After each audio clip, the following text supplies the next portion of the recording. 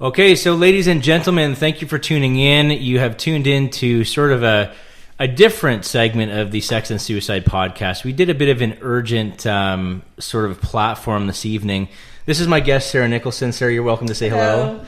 The reason why tonight is different is because Sarah has been watching some of the podcasts over the last little while. And some of the topics we get into are obviously the negative topics of sexual assault, rape, things along those lines. And Sarah is actually, first of all, let me commend you because you're the first person that's actually reached out to me saying, hey, you know, this happened to me. I have yet to share it and talk about it. I'd like to do so with you. And so obviously for anyone else watching, if you've experienced similar circumstances to what Sarah's gone through, whether it be sex related, mental health related, anything along the thoughts of suicide, obviously the happy stories as well. We want to share as much as we can about the great things that are involved in sex and relationships and love. But unfortunately, there's also a dark side to these issues as well. And Sarah's here to kind of shine light on something she went through and to tell us about her experience.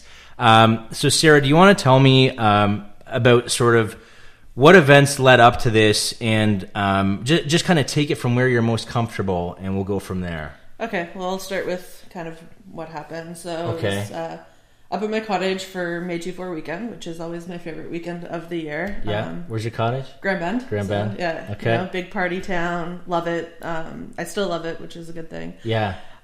So, you know, I went up there, worked for my parents that day, went out afterwards, and then after the bar. Where do you work? I don't work there now, but my parents own the mini putts in Grand Bend. Okay, the mini putts, yeah. Spent many a day there, for sure. I put a lot of money in your pockets. Okay, yeah, no problem. Okay. So you went out after you were working at the mini putt? Yeah, went out to one of the bars up there. Okay. Had a good night. Went out afterwards, met up with an acquaintance and a friend's girlfriend at the time. We went back to this acquaintance's house, and he offered me a drink, and of course I like my beer, so like your beer. I said yes. And the biggest mistake that I made was I let him crack it for me, and I wasn't watching when that happened. Okay. So in that time, he had slipped me something. Really? So, yeah.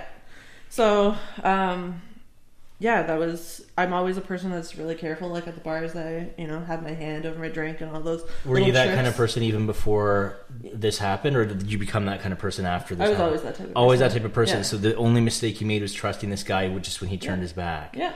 Wow. Yeah. So then from there, my friend's girlfriend left, and some of his friends were still there, and I don't know at what point, but now I can only piece back little bits of it. Like I remember going to the upstairs apartment. I remember hanging out in the open area of the condo that he was renting.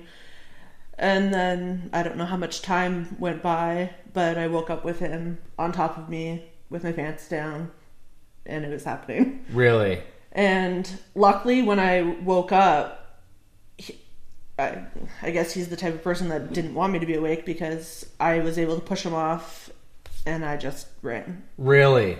I pulled up my pants. I remember as I was going up, doing up my jeans, and then the next thing I know, I'm at one of my parents' mini putts, crying, trying to call my brothers, not knowing what to do. At that point, it was sunlight, so I have no idea what time it was. Still at this point, I don't know when it was. And a cop pulls up, a cop that I know, cop that's in Grand Bend all the time, and he tells me to shut up, and he doesn't care what happened, go the F home. Really? And I'm causing a noise complaint. So wow. Yeah. So that's the first thing that kind of holy shit. For my aftermath, it really still bothers me. 100%. Well, this is someone that's supposed to be serving the community, telling you to fuck off. Yeah, telling me to shut up. And he knows me, and he knows that I'm not an emotional person. I'm not, someone that would be... So I don't know if he knew that it was me, because there was distance between us, but still not really okay, I think. Right. Some point on my way home, I'd say about halfway from my parents' business to my cottage, which is only a 7-minute walk, I got a hold of one of my brothers who couldn't understand me because I was just You were still under the influence of whatever drug this was. Yeah, and I was just bawling. Like, nothing came to. So by the time I got to my house, my brother had woken up my parents. My parents were there and still couldn't comprehend what I was trying to say. My dad was looking at me, and he looked at my eyes, and he's like, "You're on drugs," and he kept screaming that at me, and I finally was able to get, I don't know the words out, but I said I was raped. And that was like, I collapsed at the front door.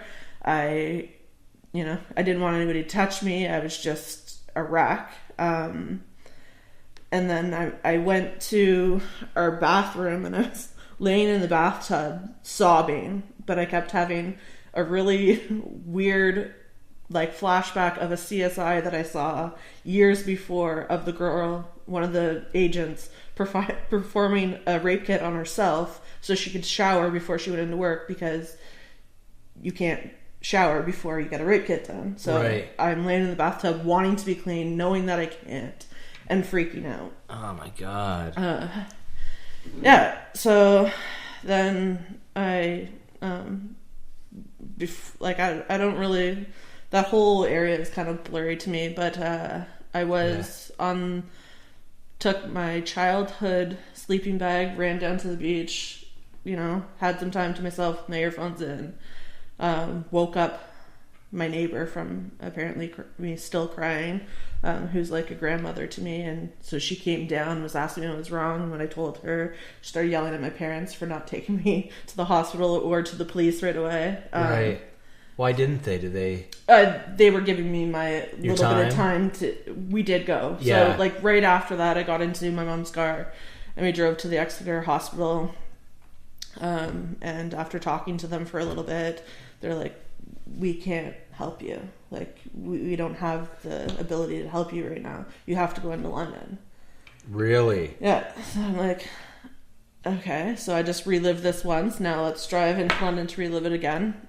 So why wouldn't they have told you that you need to go to London right from the beginning? I don't. So you went through your whole story with them, and they said they couldn't do anything for you? Yeah, I was sitting in a room with a nurse, and and they like, I think it was more she was in shock. Like, I don't think she had dealt with a situation like that. But again,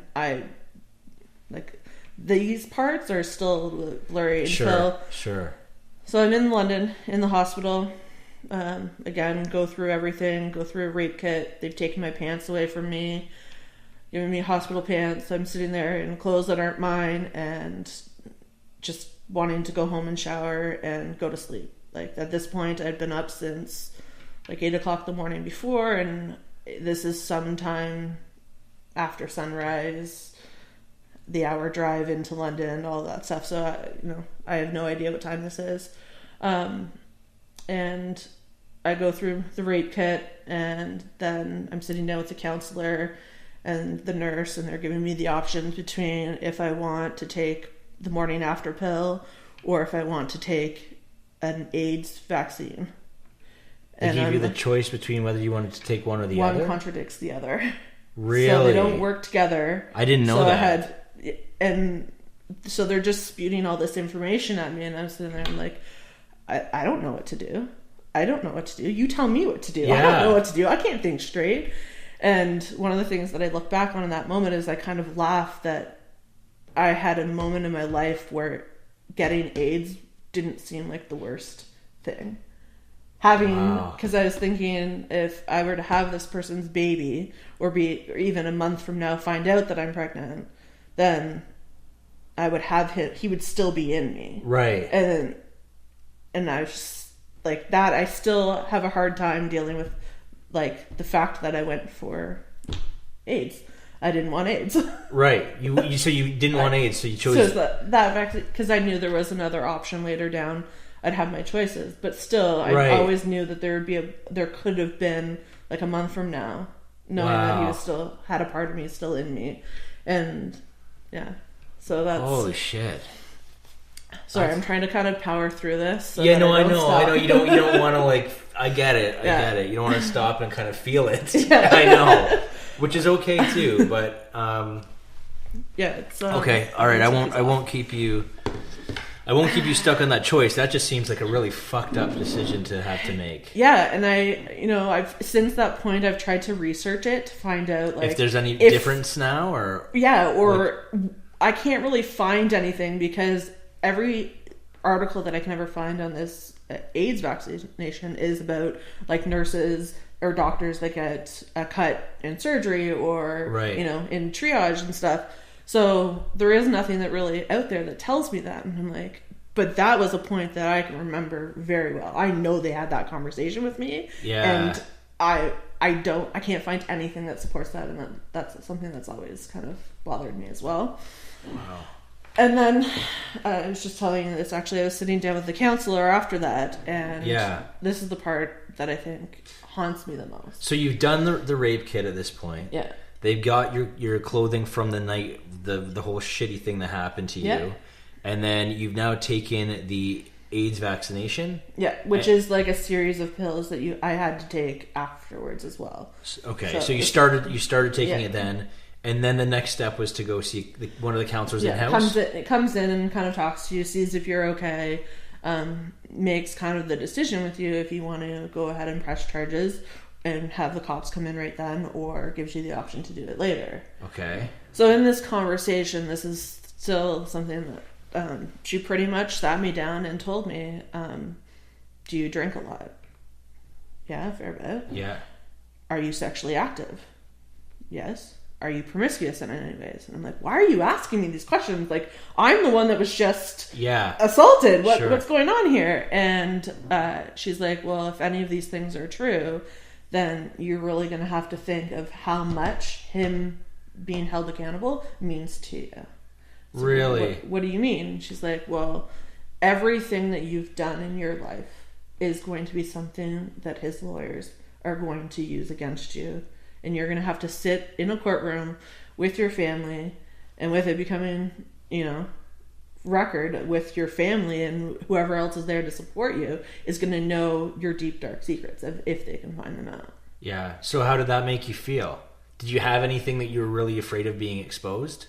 I was very open sexually at that point. I wasn't, I wasn't a virgin. I wasn't shy about having sex. I had a good time. I made some decisions that maybe weren't my greatest Everyone moments. does. But everybody does. I knew there would probably be things that, could be taken the wrong way.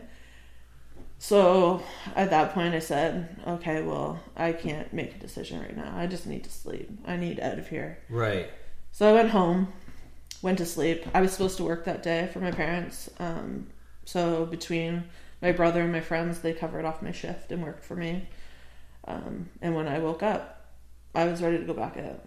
This was over to me. I was like, nope, it's done. It happened. Give me some drinks. We're going out. This is my favorite weekend. Nobody is taking that away from me. Right. And that's something that my parents had obviously here's their daughter that this horrible thing just happened to them, and she wants to go back out to where it happened. And I'm like, no, it's not. So we had a big argument about it, and I won, and I, carried on with my life. I was like, this is not stopping me. So I plowed through for a long time with nothing was stopping me. And when you went back out to the same bar and everything, did you have any flashbacks of? No, because it didn't happen at the bar, right? So, and at that bar, it was pretty much like a home to me. Like the owners were always so good to me. Yeah. Not so much anymore, but yeah. Oh, I know where this happened. Yeah. So, the bouncers were always great to me. I went back to where I felt comfortable. That's where I felt comfortable. Yeah. Right? And what about the apartment afterwards? Ever step foot back in that? No. Fuck that, right? Yeah. Okay. So it wasn't until partway through the summer that I realized that even though in my mind it hadn't affected me and I was still living my life,